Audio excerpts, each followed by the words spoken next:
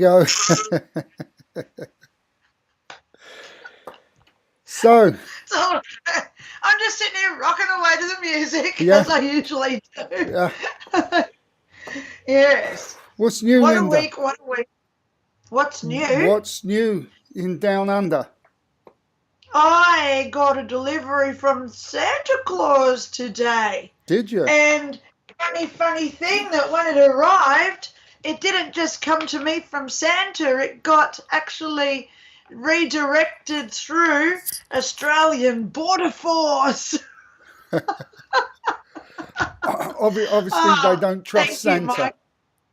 Hey, it shows that they're actually they're doing their job. You know, that's the main thing, because you don't know what people are sending each other at Christmas time. You know, so I'm sure that they've opened a couple of the bottles and had a little taste to see, or test, should I say? So thank you for my present. Okay, because yours is on its way as well, darling. You're welcome. Yes. But it's in many ways it's crazy, or you got to be a complete idiot if I am sending something illicit to you. I've got to have my address on that package. So you'd have to be the most stupidest of felons. Because a felon wouldn't take a risk, surely not, unless he's a complete numpty. Yes. But yeah, they're doing their job. But there you are, I will tell you something, Mike. When I sent yours, I just put my PO box on there. Right. And she actually gave it back to me, and she said, "We can't put a PO box on. It has to be your legitimate address. Can you please show me your driver's license?" Right. Yeah. So they do get, here in Australia, sending out parcels. I don't know if they do that with everybody, or she just didn't like me, so she just put her foot down and said, "Well, I need your driver's license to show an address." I had to show my address. A lot of this, certainly at border patrols and all that, is a numbers game. They pick every 10th one or something. Before this flu epidemic came about, we used to have stuff imported from India.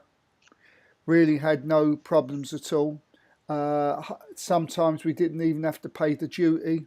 But after that, everything that came from outside of Austria, because they wanted money, just got, super duper taxes put on it. I know. So, you look at Australia, we've over the last few years, we've lost a few products, I'll just call them products, that have not been approved, if you're following me, through Big Pharma. Yeah. And apparently these, you can get them in from India for $1 a tablet. And it starts with Iva, okay? Iva. If you know the word that I'm talking about, they're only $1 the pills, and it cures. Yeah. It cures it. So, how many Indians do we have here in Australia? A lot. Yeah. So they were talking to all their friends. "Oh my, please send it over to me." Yeah. So of course they're going to stop in. Yeah. Hey, James is on. We've also got Sari. Hello, Sari. Oh my God, I'm so excited. Yeah. Sari, I'm just going to put it out there, darling. You're like my best friend now, okay? Okay? Love her. Love Sari. Yeah, she's dog pills too. Oh, no, Sari. We have a couple of people watching now who are on the same page with us, Mike. Yay. Yeah. Yes. All righty. So, James, I hope you're with us on the page too, darling, because, yes, it's... I heard in Mexico you can buy them. Yeah, you can. Yeah. It is funny how, like, the main countries like UK, Australia, USA, etc., you can't buy these things. Austria or Germany. Yes, that's right. Sure am, says James. Good on you, darling. I'm getting a message right now, so I'm going to repeat what she says, okay? Yeah. All right, so I'm going to ask her, because I like, when she talks, I do like repeating some of it, okay? I'm going to repeat what she just said, so please can you just repeat that? Okay. We are now living in a time of reality where the written word is no longer what is actually written. What is occurring now through this lies and the deceit, which, I just translated that into lies and the deceit. The lies and the deceit is tenfold. Do not trust the written word is basically what she's saying to me. Okay, so I've known this for the last 3 years, but I've actually known it since 2001 when I died, because they were telling me even back then all this stuff was coming. So it is good now that, she's on deck and telling me as well these messages. So, the more that we raise our vibration up, the more that we are spiritual beings in this war, because we cannot now say it's not a war. You guys aren't in Australia, so just let me share what's happened now in Australia. Yesterday, they've started putting on ads on television now since yesterday. Well, yesterday was the first time I saw it. But it was our Minister for Health, he's on TV, saying anyone over 50 now has to go and have vitamin K shots every 3 months. And my friend, who's 65 years old, she went to the hospital because she hit her head, and they said you cannot come in unless you've had an ECG. So she asked, and it's now mandated in hospitals, anyone over 60, regardless of why you go to the ER, you've got to have an ECG before they even let you in. So they know about the heart attacks. They know about the blood clots. They know how severe this is all coming off. Sorry, turn off TVs. Absolutely. It's only because I was watching a game show yesterday. Because I don't mind my game shows because it's trivia, No, that's okay. I like my trivia because they're game shows, But I don't watch the news or any of those. I don't watch any of that. No, I mean, stuff. The information that you were saying there from your guide, I get this kind of stuff from Jeanne as well. And, just to give you an example, how the world is heading up. Somebody asked a question yesterday for the table tipping. Will Russia, after Putin's death, become a process of democracy? And Jeanne actually said, well, the process has already started for everyone. But she also said, basically, let's not kid ourselves about democracy living here in the West. We need to get democracy in the West, because it's clear it's one great big banana republic now. But the point I'm saying is, because the consciousness is rising, because the collective field now is demanding a higher caliber of politician, we're starting to get that now. It will take a bit of time. But and so getting back to the word thing you was talking about, the written word always was, always will be used to deceive. So we have to trust our intuition again, and this is what's happening now. More intuition is becoming available to people. That's right. I do like promoting books, etc. So while we do our first video, I'm going to go and get the book I just bought. Okay. I like buying other people's books. I bought your books, Thank you. I'll never say I know everything about anything, but I decided to buy this one, and it arrived only a couple of days ago as well. Right. Yay, I'm due. This is the week for me getting parcels, because I've been notified I'm getting a few parcels this week. I'm getting all these text messages. Your parcel is soon to arrive. And you think, oh, cool, So it was good that I got yours today, Mike. Thank you so much. And my book only arrived 2 days ago. And that's, so it was good that I've already read the first chapters of this book. So when we do the first video, I'll go and grab it so I can give a little review of what it is so far. Okay. Let's go over to the news straight away. And you can get your book there to share with us, and we'll go over to the news right now and see what Katerina has to say. Yes. So see you all shortly. Here we go.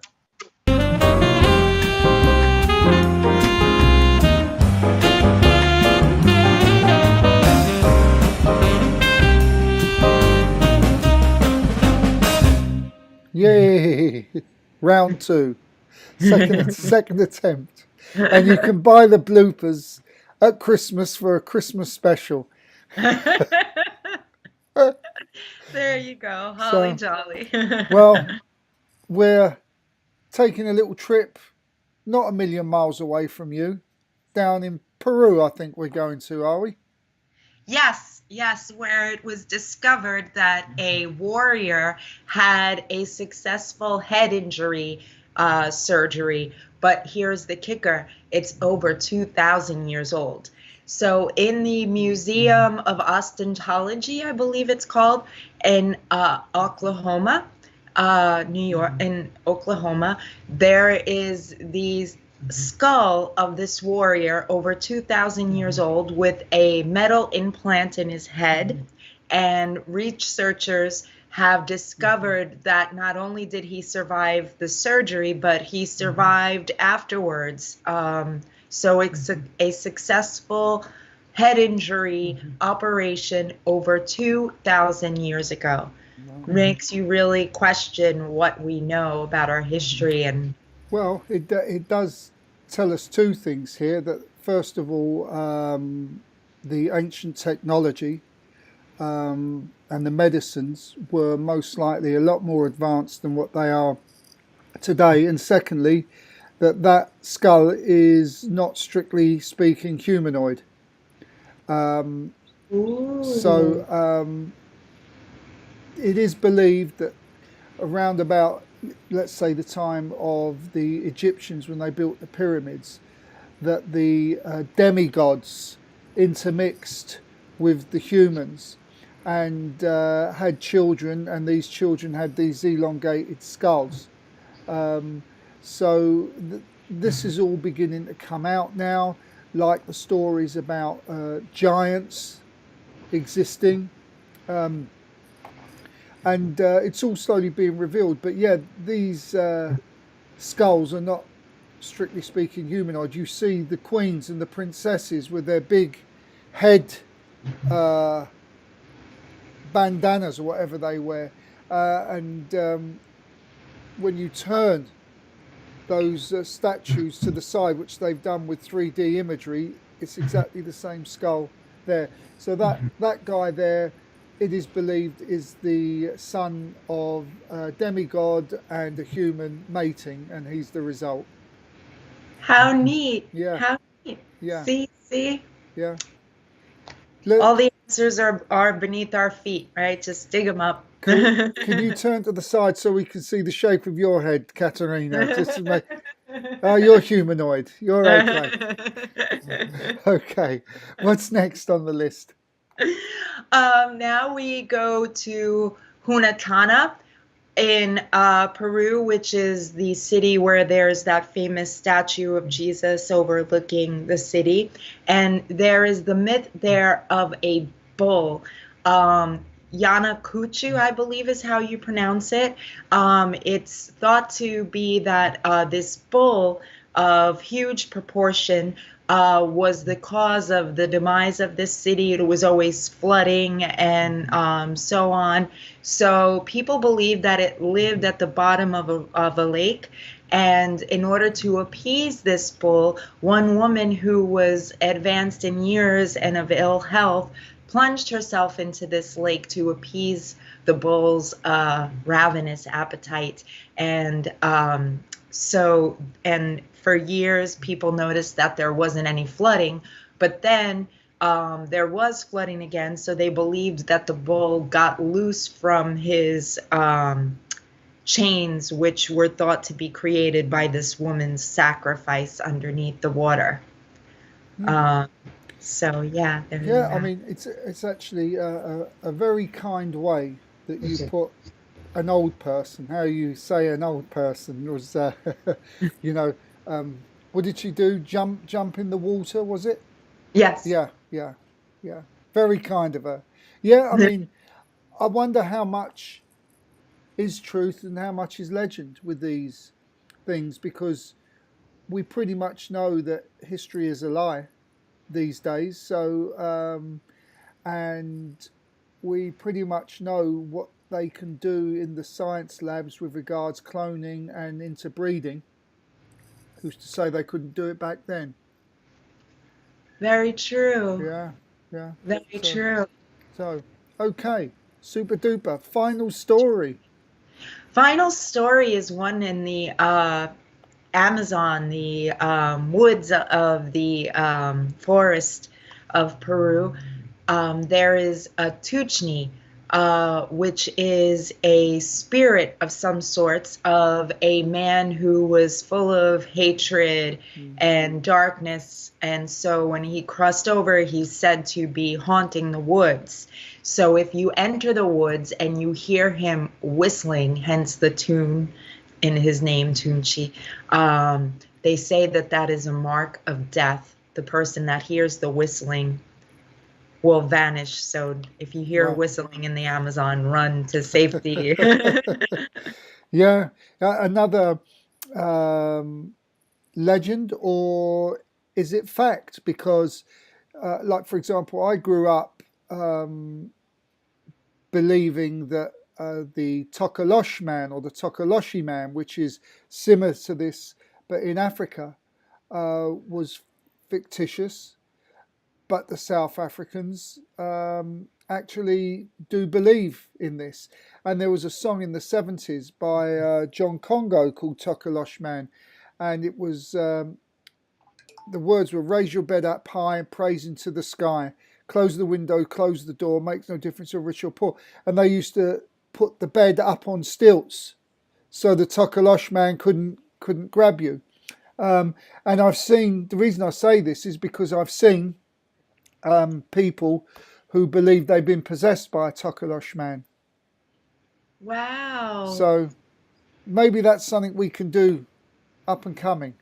Yeah, yeah. And it also reminded me of sirens. You know, at sea, they say if you hear a siren singing, right, it's a bad sign for the boat. Okay. So, yeah, so I wonder if death has a sound, too. I'm sure it does. I'm very sure it does. And, you know, as Dr. Emoto said, great doctor who discovered that water understands our words and hears our emotions, actually. He said that water is the master listener. Ooh. And so, yes, so you can hear very many sounds on the water. And if anyone's interested, is go to Dr. Emoto's, well, not so much his website, just Google him messages from water. And you'll see all this stuff that comes up and how water hears and understands our words. We've deviated a bit there, but I thought I better get it in. Yeah. So there we are. We're done.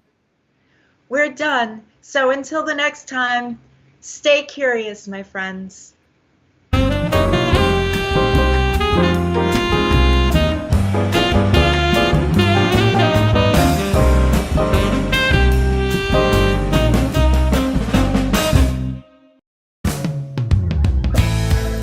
Caught napping there, Linda. I know what that means. I learned that word at school. Got caught napping.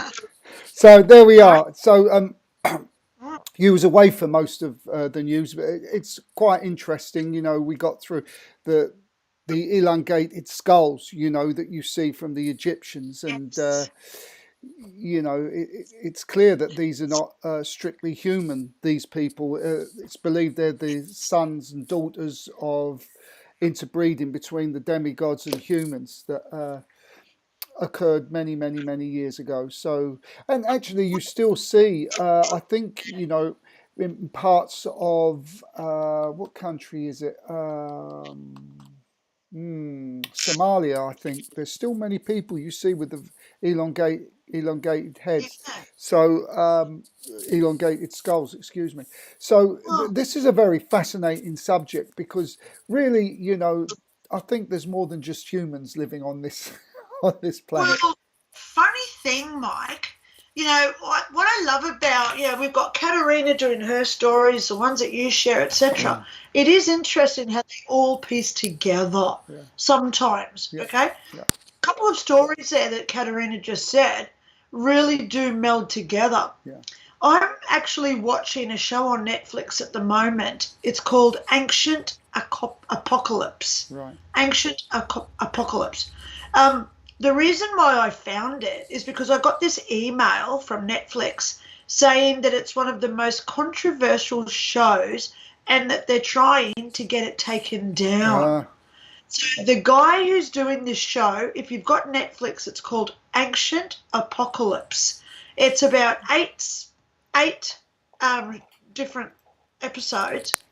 And what he does is this guy, he goes against the grains of historians, and this is why he's such a controversy. He's saying all these different theories as to what the historians say really occurred. So he's gone to the pyramids in Peru, Indonesia, and where's the other one? Oh, Malta. There's a big pyramid in Malta. So he goes to all these pyramids and is looking for the similarities where, one of them, he got the guys in and they're doing the x-rays and they find out this is 50,000 years old. And he's saying they did not have the technology to do this stuff. How did they know? And they've got exactly the same chambers to the same dimensions as the ones in Giza. How did they know when they weren't there? So let's just look at the pieces together like Katrina just said. He said that years ago we were in an ice age. And in that ice age, land on the world was different. So where Asia is now, it was actually a huge land space called Sunderland. And when Sunderland existed 50,000 years ago when we had our last ice age, all these people could walk between all these continents that are now divided by water. However, we can't dispute the fact of the technology to make these diamond cuts and the laser cuts through the, putting these rocks together where it's just a minimal little gap between the stonework. They can't establish it. No. So I'm watching the show. I'm only on episode 3, but man, it's got a big eye opener with water. Yeah. As because Katrina was just talking about, and then you were saying about Emoto Masuru, because water has got a big thing to do with all the pyramids, and that's why a lot of them are built on springs. Ooh. So, one thing that I'm reading at the moment, Mike, are you ready for my next book? Yeah. It's by a person by the name of Jose Silva, if you know the name. Oh, yes. Yeah, yeah. And I went and bought his mind control method. Yeah. Jose Silva. Yeah. So I went and bought the book. It arrived 2 days ago.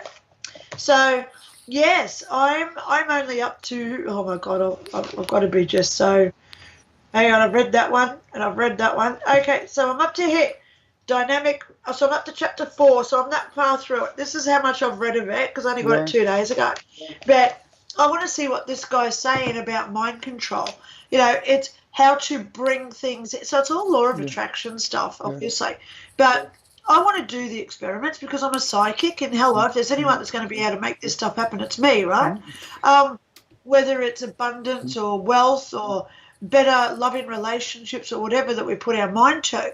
I want to do some experimentation because it's all got the experiments in it. So I'm going to do a review when I finish reading it. And obviously I'm going to share the knowledge to save people buying the book. Linda, so there you go. We got to march on. And I know we do, darling. We got two stories here. We got the another ghost two ghosts behaving extremely badly, one moving toys. And if you watched our show a few weeks ago, we saw the little kid with his headphones on and the doors opening and closing, and then the ghost pushed his chair back and he ran out screaming. Well, there's more to this story now, so we're going to see that as well. So let's run this and we'll get back. Bring it on. Yep. We featured a clip from a user named Bobby Bars that was uploaded to the Slaptam community on Facebook. In it, we see Bars getting spooked by the sound of disembodied footsteps, just as he's showing a collection of rather unnerving looking dolls to the camera. See, I'm telling you, I keep hearing weird shit. Well, it seems the poster might still be plagued by the paranormal, as evidenced by this next clip uploaded to his YouTube channel, World Paranormal. Take a look.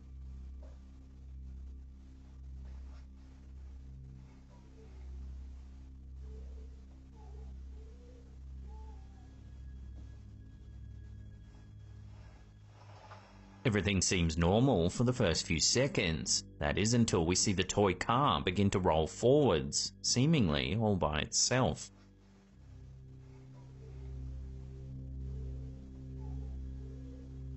"30 seconds or so pass, then the car begins to move once more.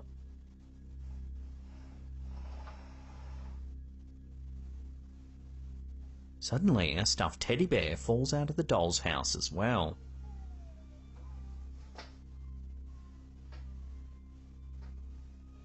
Then the car moves for a third time.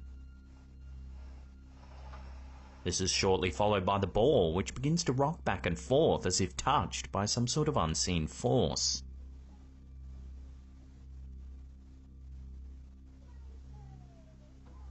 The video's description reads, "This is what happens when you spend a few days ignoring activity after giving it so much attention for the last few weeks." So could this be the work of a neglected poltergeist looking for more human attention? Let me know your take on this intriguing video in the comments down below. Weeks ago, we featured this eerie clip from TikToker Martina Manar.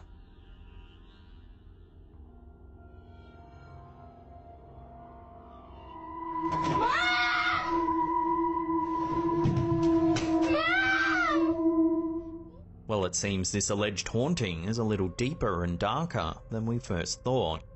Manar lives with her family in Dubai. For some months now, she's thought a very dark energy has taken up residence in their home. Disembodied screams, moving objects, and shadowy figures are just a few of the chilling details that make up the Manar family haunting. The events started getting so frequent that Manar started to document as much as she could to try and prove to the outside world that something paranormal was indeed happening. In this first one, Manar is filming a cute family update for her husband. Watch what happens. Oh my god, that's that. No, it's okay. It's okay. It's okay, I could ignore it. Calm away. No, it's alright. Don't be scared, I said. No need to be scared. Out of nowhere, the curtains fall down and the wardrobe door flings open. The family leaves the room in a panic. Now here's some security footage that's picked up on some more strange activity. What the hell is happening here? Oh my god, I'm going away. I'm leaving this house. I'm going away. I'm going. Enough. In another clip, Manar shows the wardrobe again. This time, the door appears to be opening and closing all on its own. Look at the door. It's going a bit crazy. What is it? Oh no. As if all this activity wasn't enough, the lounge room security camera catches this. What is this? What's happening? I'm making video of the show. No.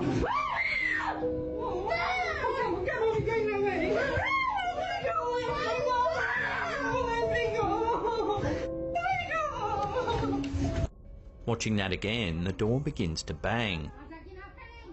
A few seconds later, the chair slides across the room. Then it looks like something grabs Manar's top and starts pulling at it.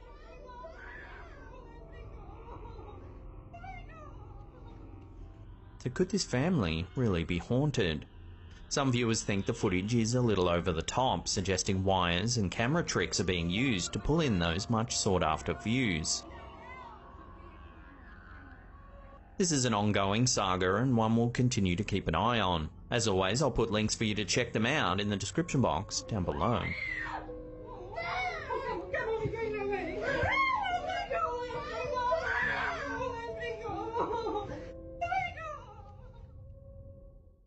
What do you think, Linda?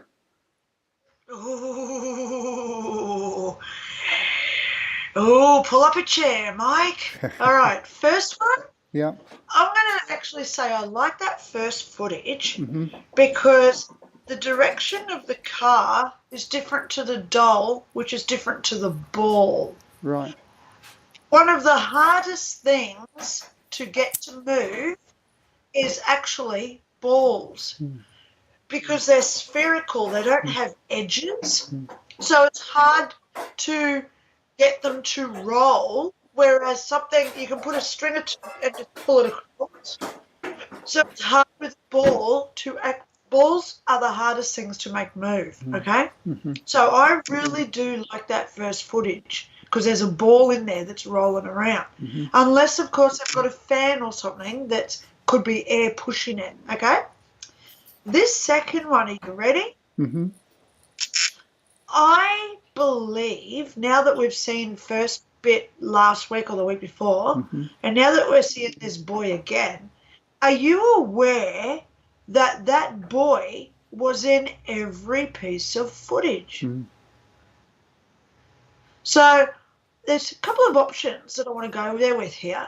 One, which is one that I like researching, could it be himself, because he's in the right age where going through puberty, it is now verified and proven that puberty-aged kids with all their hormonal and imbalances in their chemical makeup, they can actually create poltergeist activity.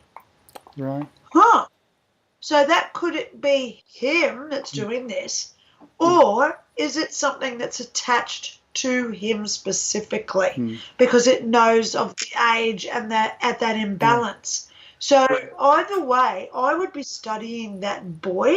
Yeah. And I would be teaching him how to do his grounding, how to do his protection, how to document what he feels and what he dreams about at night, because there's a good possibility here that kid's a psychic and he's got really amazing gifts like telekinesis that hopefully may stay once he does get through puberty. Yeah. So, I'm not disputing there's no activity there. I'm actually saying that there is activity there.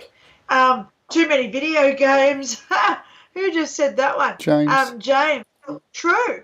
Because, when I've got a Wii console, the old Wii console with Mario Brothers, and I've got about 30 games on it.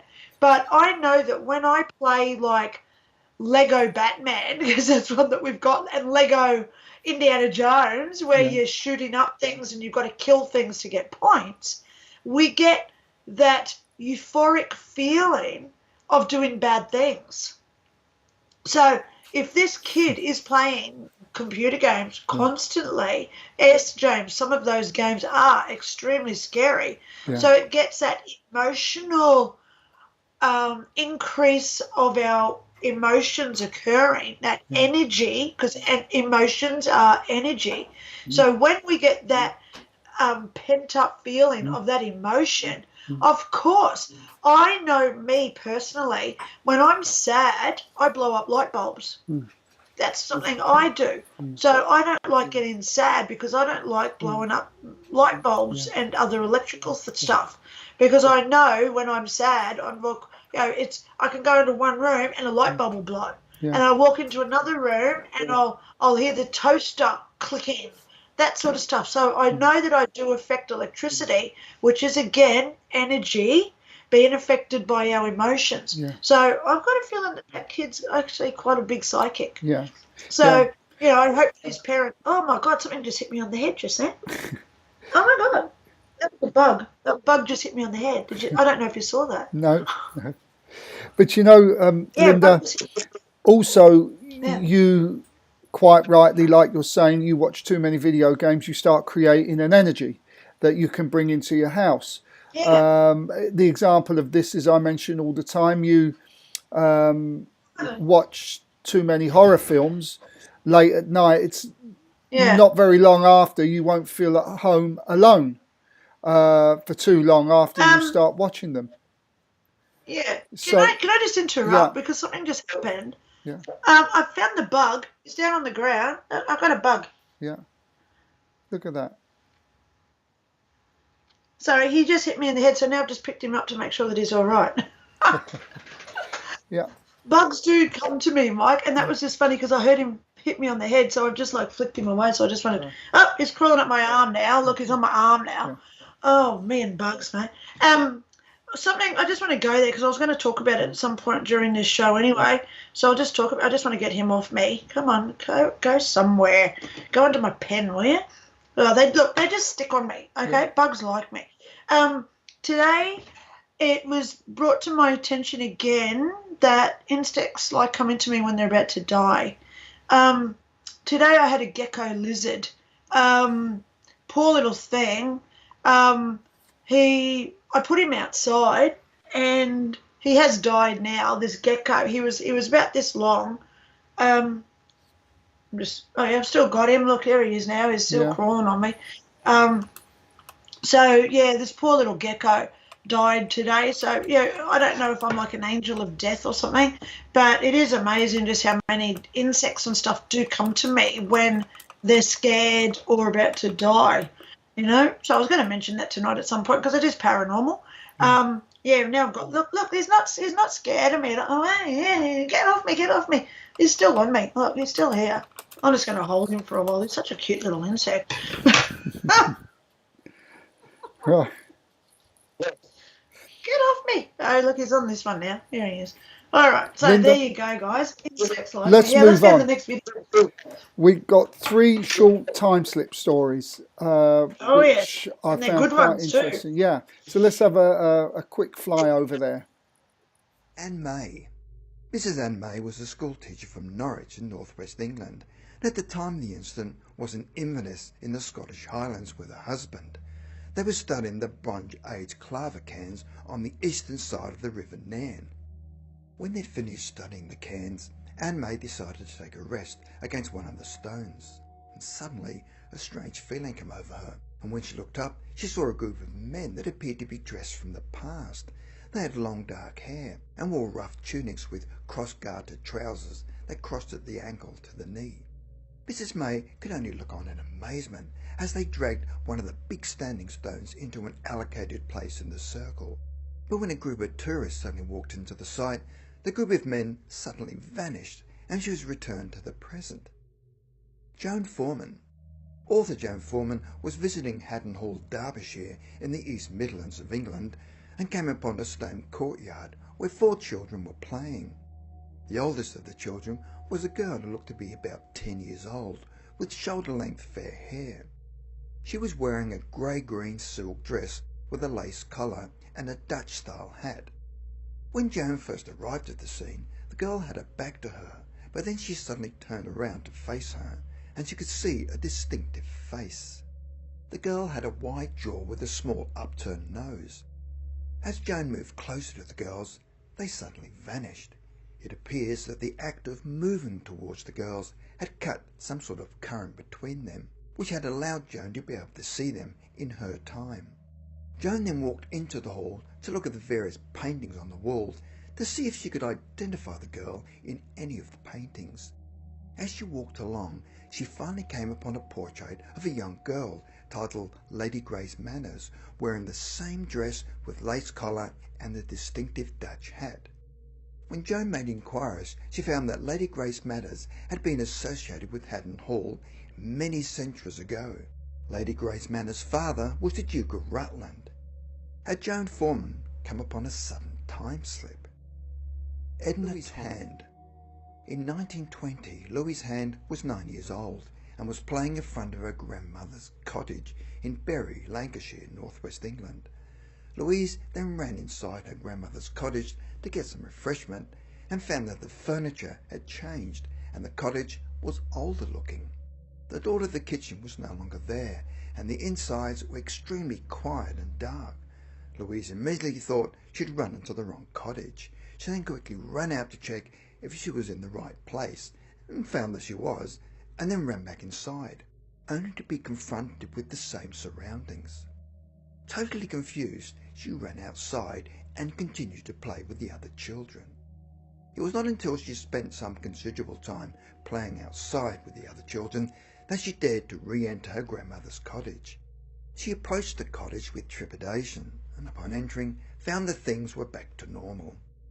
Louise Hand never forgot the strange incident, and over the years she came to the conclusion that she had somehow experienced some sort of time slip. What do you think, Linda? Time slip or residual energy? It's a tough call, and I'm glad that you called it out straight away for me, Mike. You know, that second one with the castle, Yeah, I've got a feeling she saw a ghost. yeah, You know? Because to me, that's a ghost experience. That's not a time slip. yeah, The grandmother's cottage, though, yeah, oh, you know, now we go into energetic connection, which is, you know, we talk about how a female has eggs within her, even when she's pregnant. And then, so when she has a child, that eggs have already got the other eggs that she's going to have. So even though I'm an adult now, I was inside my grandmother as an egg when she was pregnant with my mother, if you know what I'm talking about, right? Because the eggs are still there.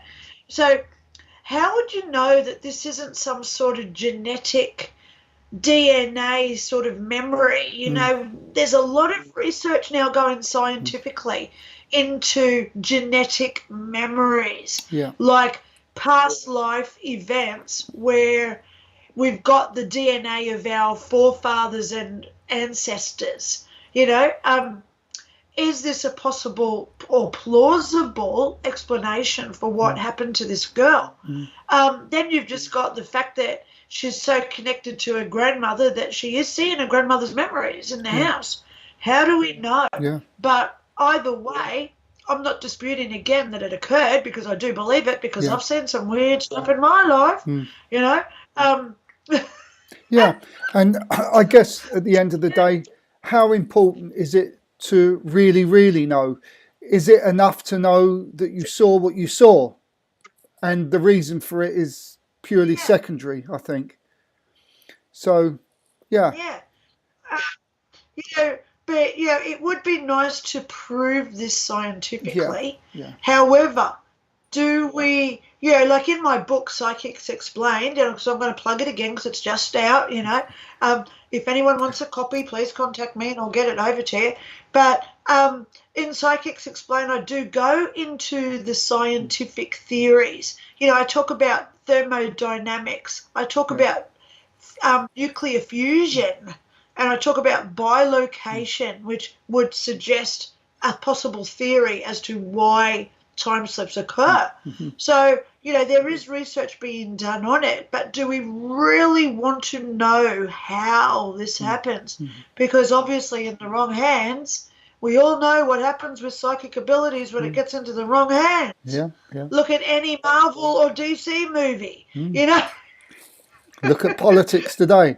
Oops. Look at politicians. Didn't say that. You know? So I guess, Linda, you don't agree with the guy we had on a few weeks ago that said there's good news, 2 bits of good news. First, there's no such thing as ghosts, and secondly, no one will believe me.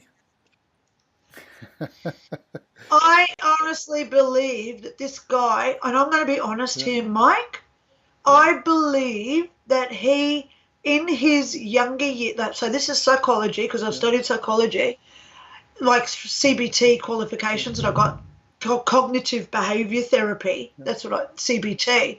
I've studied all that, you know, I'm a practitioner in it. I thoroughly believe that that guy, when he was young, he got it thrown down his neck by relatives or school that none of this stuff is true.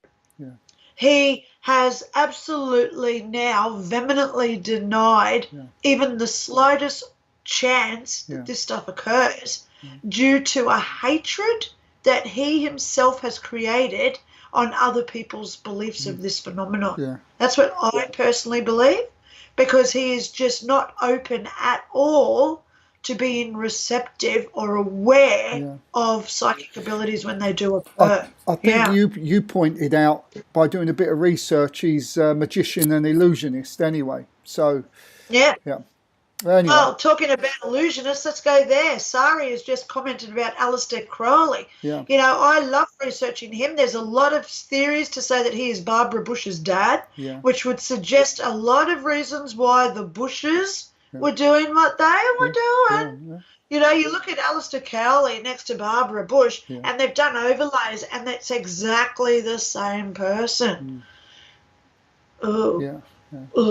In a creepy sort of way, because I don't go into that sort of stuff, what he used to do anyway. Well, apparently he fathered something like 10 children.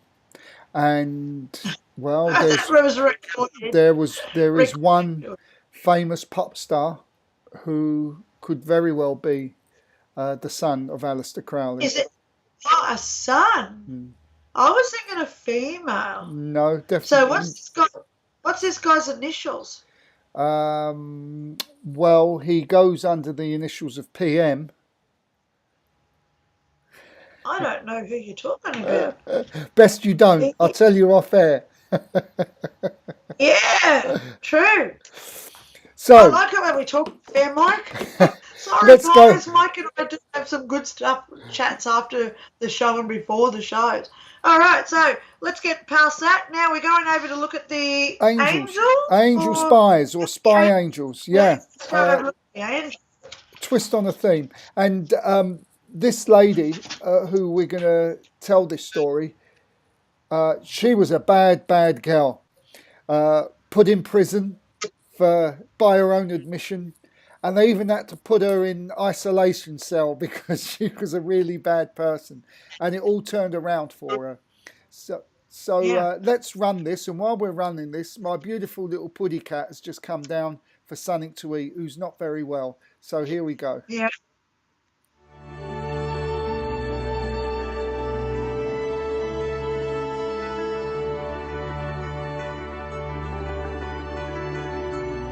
You know, I'm a real seeker of answers from God. It's like, God, just tell me what to do and I'll do it.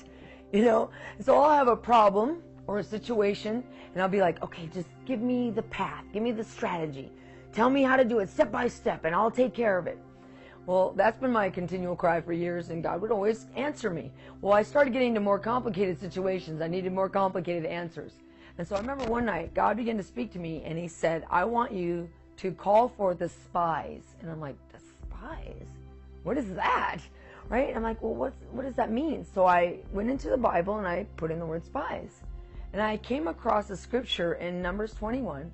It talks about Israel going into the promised land via the route of the spies. Meaning, see, the spies in that time were sent out, remember, 12 spies, went into the promised land, and they went to spy out the land and see if it was good and everything else, and they actually are the ones that found the specific trail, the path, to take in, to go in, to take possession of the promised land. So when they came back, they knew the way in. They'd already been there. So, right? So the Lord told me when I read that scripture, he said, the spies are actually an angelic force.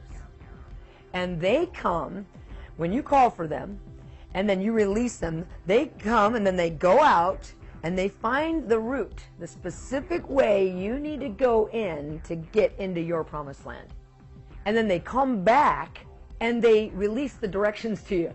Go right here, go left here, go up there, go down there. And that's what they do. They're the spies, and they give you the way to get into your promised land. And so I would hear the Lord say that, call for the spies. And so I would release the angelic spies, and then like weeks later, I would start to get revelation. I would start to get an answer to a problem, right? And then I would be able to go in and take a hold of it. Well, I remember I was really working on something big. A really big miracle, really big breakthrough. And I needed specific directions on how to get into that promised land, right? And so I was releasing the spies. And then one night, I'm in my kitchen here at home, and I was doing something very spiritual. I was making a peanut butter and banana sandwich. And I'm just doing, that and not doing anything, thinking about God or nothing. And all of a sudden they appeared. in the kitchen. I could actually see them with my open eyes. They were all wearing like safari outfits. Like they had been out on a safari. They had hats on and guns and maps and binoculars and everything else that you would need if you were going out on a journey to find the way in, you know. And they were talking amongst themselves. And I was sitting there watching them. It was so amazing. I could see them with my open eyes, but even though they were very plain, it wasn't solid looking like, you know, you or I. They were more like a little bit transparent, like even though I could see them, I could see through them too at the same time. And then they just kind of stood there for a moment talking and doing certain things amongst themselves, and then they disappeared. And then that next day, I started to get the major revelation for a huge, huge breakthrough that I've been waiting for a long time. And since that moment, I've seen countless miracles, thousands of miracles come through that strategy that was released when the spies showed up.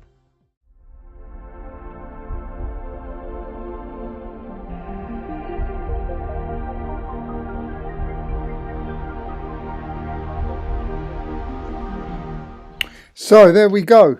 Yeah. It's a turnaround for this young lady who's Absolutely. got her life in order. Yeah. You know, how awesome is it that they have these experiences that are life-changing?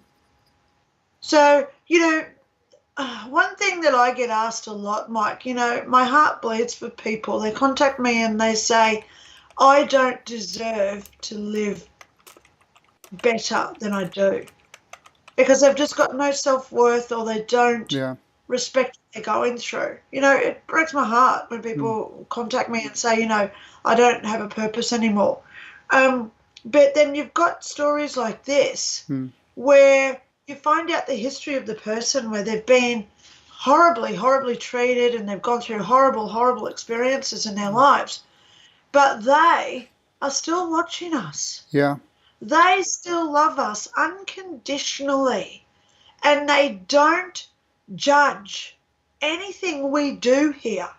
You know, there's so much onus on what is right and wrong in this planet that is not wrong in their eyes at all. Yeah. You know, I've long say to people, you know, stealing, if you steal because you're hungry, that's not an offence in their eyes. But here it is. Yeah. You know, you can lose an arm in medieval times if you stole an apple because you're starving. But in their eyes, everything is equal. Therefore, all food is to be shared. So they don't see it as being stolen. Yeah. So I'm glad that this woman has come out with her experience, and, you know, Root of the Spies. So, yeah, I've actually looked her up, and there is stuff out there on Angel Spies. So, you know, I think this is amazing. It really is. That, you know, just different aspects of what these angels can accomplish is amazing. Yeah. Yeah. Super. Yeah. Linda, we're running out of time. So yeah, we better get into Lawrence. Let's this just is the get doozy. to this second part of Lawrence's NDE. Here we go. Everything has consciousness. And I was like, you know, I want to go towards the setting. They said, well, you need to go back, Lawrence. And I just kind of stop and I look at them and I said, well, I don't know how I got here, so I don't know how to get back. And I start to move again, and they said, Lawrence, it's not your time. You need to go back. And I stopped and I looked at them again and I said, well, why do I need to go back? And they tell me, and say, well, you've got things that you need to do. Not learn. You've got things that you need to do. And I was like, well, like I told you guys, I don't know how I got here, so I don't know how to get back. And what is it that I need to do? And they said, we can't tell you that. You'll know it when it happens. And I still don't know.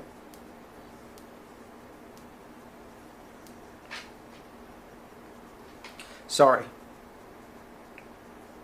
But anyway, I start to move towards the city again. And they said, yet again, they're like, Lawrence, you need to go back. And I stop and I look at them and I say, guys, I told you, I don't know how I got here. I'm not going back. I know I'm home. I'm staying. And as I had started, so I was getting towards the end of that conversation, I started to move again. And they go, fine then, have it your way. And I was like, I stopped and I looked back because they hadn't moved with me at that point. I stopped and I looked back and I was like, what? Because I just knew intrinsically I was in trouble. And I looked back and I was like, what? And they looked at me, both of them, and they said in unison, fine then, have it your way.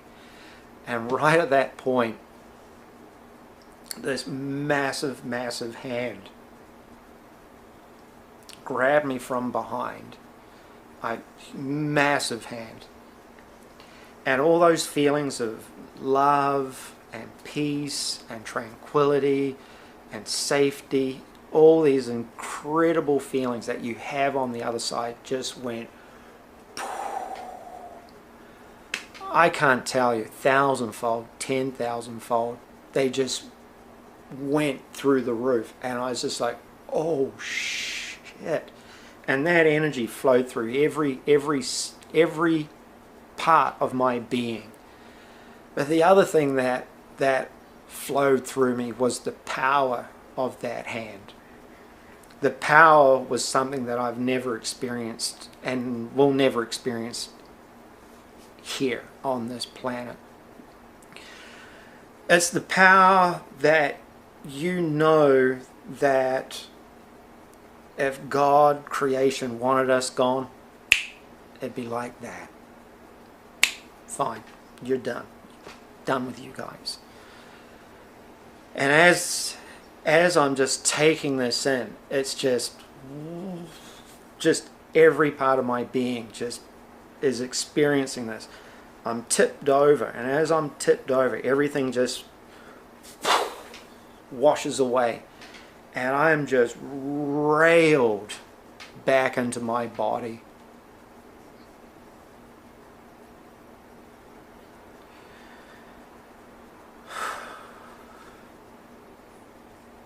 And this is why I didn't want to do this.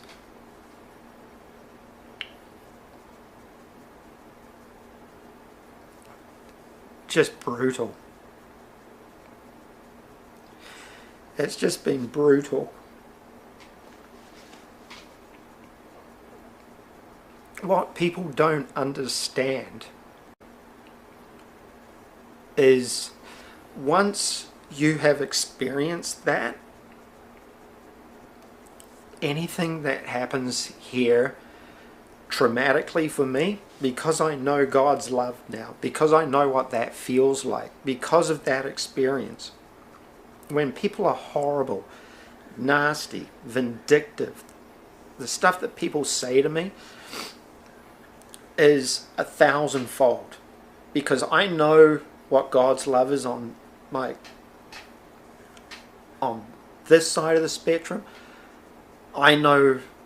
So when people are just disgusting to me, it's 1,000-fold. The effects aren't the same for me as a human being. And I want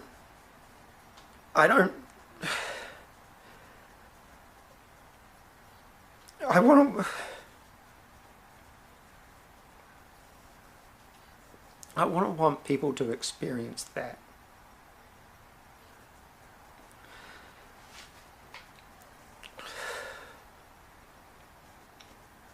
It's as incredible experience as what it was. to be able to keep myself in check, to be able to keep myself locked down, has been one of the most incredible feats of tolerance a human being could ever possibly go through. Everything is consciousness. Everything in this world where we live is pure consciousness. Everything is a part of creation. God. God is not a he or a she or a duck or a goat or anything. God is everything. God is the energy of the universe. There, quite a powerful NDE. I know. Yeah. You know, I don't say it too often, Mike, but this is one of a rarity, because this is a rarity for me. You know, I like watching other people's NDEs. I openly say I've read thousands and thousands of other people's NDEs, but hardly ever do I say to somebody, I want to meet them. That guy, because of some of the stuff he said, I want to meet him. The way he said, I don't know how I got here. But when they were saying that he's got to go back. And even in my book, I have the words where I say, when Karina, my great-great-great-great-grandmother's saying to me, you've got to go back, you've still got more work to do. I said to her, how can I go back when I don't know how I got here? And he had the same experience. How I don't know how I got here was what he said. Then when he's talking about how just brutal it is, that people don't understand, it's once you experience that, anything that happens here traumatically, like when people are nasty and vindictive, it's 1,000-fold when we go up there and we have to experience it. So he's had his life review, you know, and even though he probably had a different perspective of it to me, but he knows the healing process involved, like I went through. So I'd like to hold his hand and just say, you know what, there's no need to be upset because ultimately everybody has their own lessons. We don't know. We can't judge. Those people who are vindictive, those people who hurt us, they are actually here to teach us lessons. We're here to teach them lessons.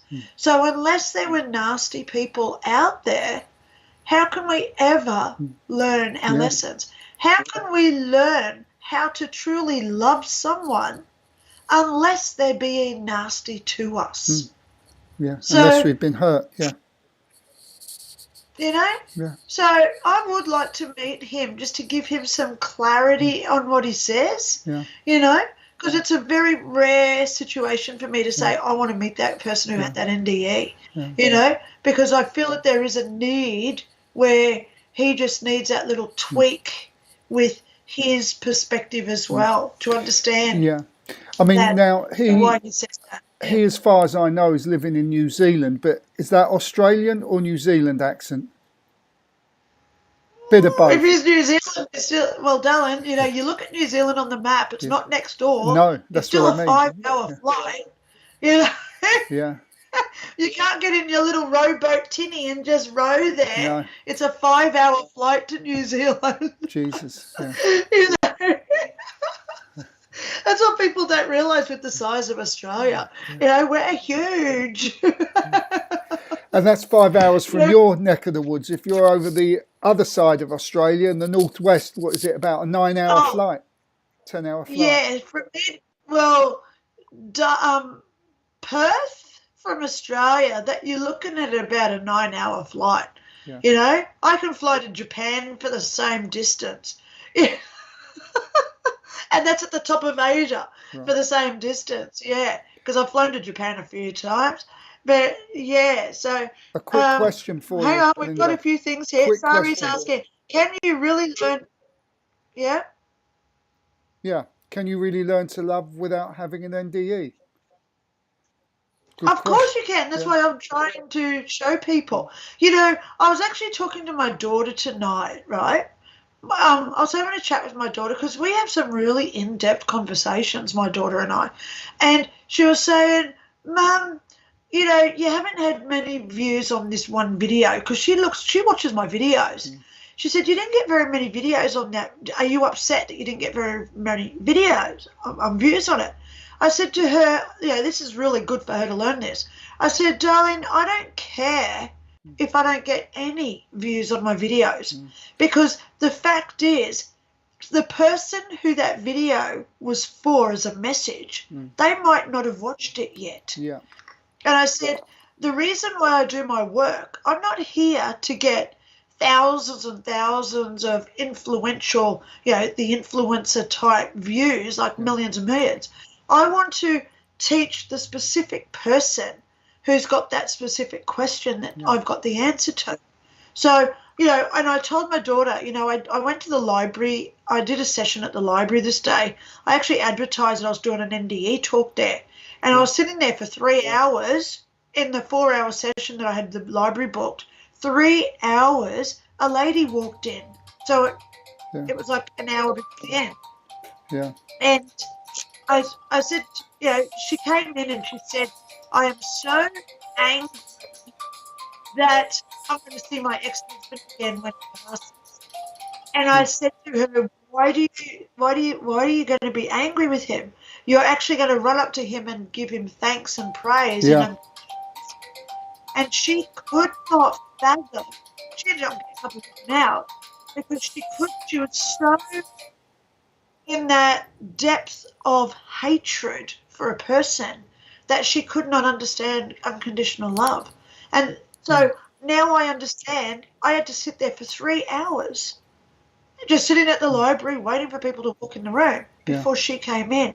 And if there had been 20 other people there and then she came in, she would never have gotten the answer that she needed. Yeah. So I take myself out of the equation. Yeah. And I always ask her, what video do you want me to do today? You know? And, you know, people do email me and they say, hey, can you do a video on this or do a video on that? But I always put it down to her because she knows who needs to hear what my videos are about. Right. You know? So I feel pretty honoured that I now teach. You know, I love teaching people how to do unconditional love where, you know, my friend Kim, look at how angry she got when she moved to Cairns. You know, the Cairns is a 4-hour flight away. Yeah. She said, aren't you angry at all? Aren't you upset at all? She said, why aren't you crying? I said, darling, it's only geography. Yeah. We're still best friends. We're not breaking up. No. You don't understand what love is if you think we're going to fall apart just because you move away. Yeah. You know? So it's not a maturity. It's just understanding what love actually is all about. So that's why I really do just try to teach people what is love. You know, the old song. It was from the movie. Oh God, that was one of my. Night at the Roxbury. If you've ever seen that one, Night at the Roxbury. It was the Roxbury Hotel. What is love, baby? Don't hurt me. Don't hurt me. I love that song, baby. What is love? You know, because everyone wants to know what love is. Yeah. And it's when we just allow others to be who they are and we add that appreciation and value to what they already have. Yeah. So, of course, that's what I want to share with people. Because like that guy, Lawrence. Yeah. He knows. So, Linda, before we go, may I ask all the people that are listening to please send healing to my little Becky there that you can see. She has been traumatized and she's cowering a little bit. She's getting better, but she's completely traumatized. So anyone send healing, we greatly appreciate it. So that was my final thing to say. Yeah. So Of course, Mike. You know, I've been praying for her since you told me the other day. You know, all we have to do, guys, is just think about the universe, not a specific spot, but you just throw your voice out like you're talking to someone in another room, and you just say, you know what, this person needs your help. Please send them. Yeah. The angels that can help. Please send in that love and support to assist this person or animal. You know, I lost that little gecko lizard today. Oh, mate, I felt like bawling my eyes out. And I stood over that. I made him a little cave because animals like dying in enclosures. Yeah. Like elephants, they go into caves. So I made him a little cave out of my cushions. And I just sat there looking at the sky and I said, send down your angels. You know, if this animal is supposed to live, can you please grant him that success of a life? However, if it is his time to pass over, who am I to judge? Please take him and allow him to transcend back to his soul where he will no longer be in pain. Yeah. So we make these little prayers. And obviously, you know, I don't like animals being hurt. Even my Mary Cake, she was upset today. She was constipated. Yeah. And boy, do they cry when they're constipated. Yeah, and it's like the death rolls. You know, I was scared because I was looking at the gecko, looking at Mary, and then I was thinking, oh, my God, Mike's cat's Becky's thoughts too. So, of course, I'm being sending a lot of love out there. So Sari's saying I'm now sending healing too. So, you know, we all have these, and they're called prayer chains for a reason. Yeah. Because it's like a chain of electricity from one to the other. Yeah. Even though Mike's in Austria, I'm in Australia, others are in America, parts of Europe, Asia, even down into Brazil and Argentina. You know, it doesn't matter where we are, it's when we are. Yeah. And it's when we're present, when we're aware. And look at this, I'm crying now. When we're aware, and it's when we connect our energy to another, that's when magic occurs. So it doesn't matter about geography. No. Because out in theirs, where they exist, there's no time and there's no space. So they don't understand distance like we do. No. So it doesn't matter if you're 3 inches from someone or 3,000 miles from someone. Doesn't matter. Their energy is still with us. Yeah. Because it's all in here and it comes out of us. Okay? Good. Yeah. Linda? Now I tease you. Darling, I don't like crying. But it's okay. They're little tears of joy. Tears of joy. Yeah. Yeah, there she is. Little one there. Just another little reminder of what she looks like. So there we are. Okay, so I know you're all going to send healing, and thank you for your words also, Linda. And we'll be back next week. I've got to get off myself now. Yeah. Have a safe, lovely weekend and future week, everybody. Thank you so much for watching us. Stay tuned because we've got heaps more. If you do have a show if you have a story about anything paranormal, ghost story, NDE, angel, time slip, etc., please contact Mike or myself because we'd love to have you on our show. If you want to stay anonymous, we can always just read out your email. So please let us know if you do have a story for us, guys, okay? Thank you all for being here. Bye-bye. Okay. Bye. Bye, everyone. Bye.